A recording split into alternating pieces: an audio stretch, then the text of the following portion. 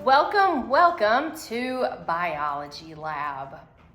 My name is Miss Bartlett, and I am so excited that you guys are joining me for another wonderful year of Biology Lab.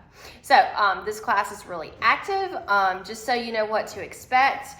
Each week we will be doing some messy things. So I do have lab coats for you guys to wear, as well as gloves. If anyone has a latex allergy, I need to know so I can make sure I have latex-free options for you.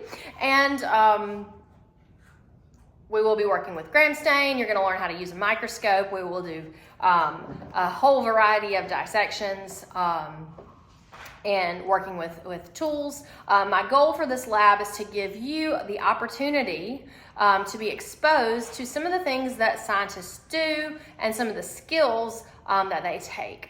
So it will be a very active class.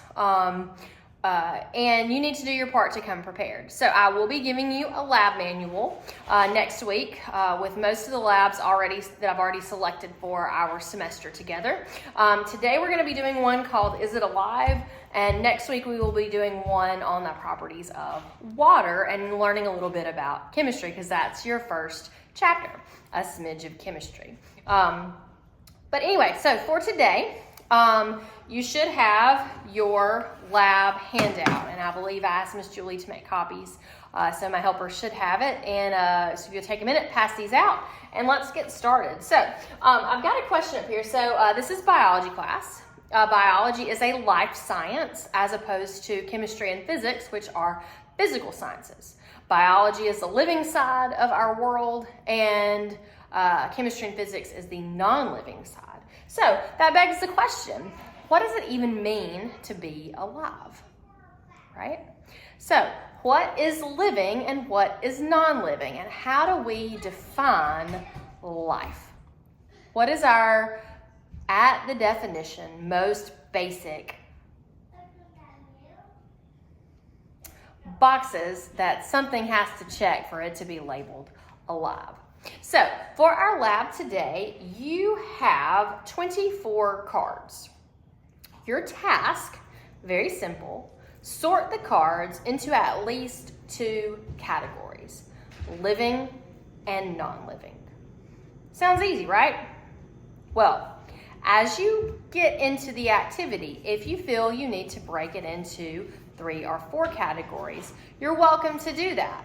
But everything must cleanly fit into 2 categories. There doesn't need to be any kind of hangers that you just threw in this category because it didn't fit anywhere else, right? So take a minute. You've got plenty of time. Look at all the cards. On your handout, you'll see I want a list, a title for your category.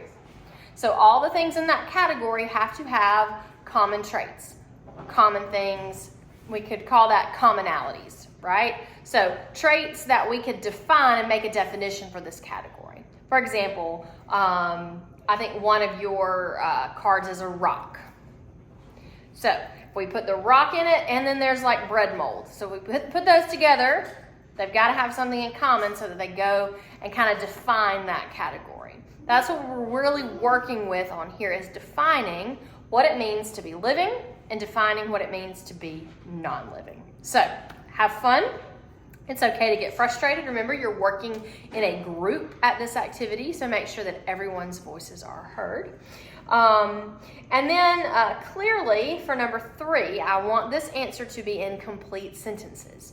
Your category must have a definition. I need to know, if I gave you additional things, how you would decide if they went in this category or that category, whatever you guys selected, right?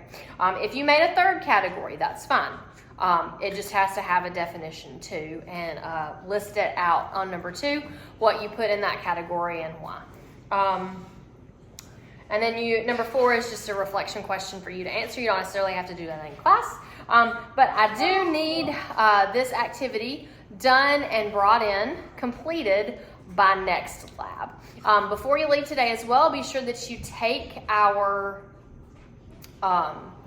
hand out the hard copy of lab number 2, the properties of water. I expect this to have been read, so you come into class and we don't have to do a lot of introduction. That there are a lot of moving pieces of that lab, and we need to use our whole hour actively working. So be sure that you pre-read that, and you'll be good to go. So reach out to me if you have any questions. I look forward to seeing you guys in person next week. Thanks. Mommy.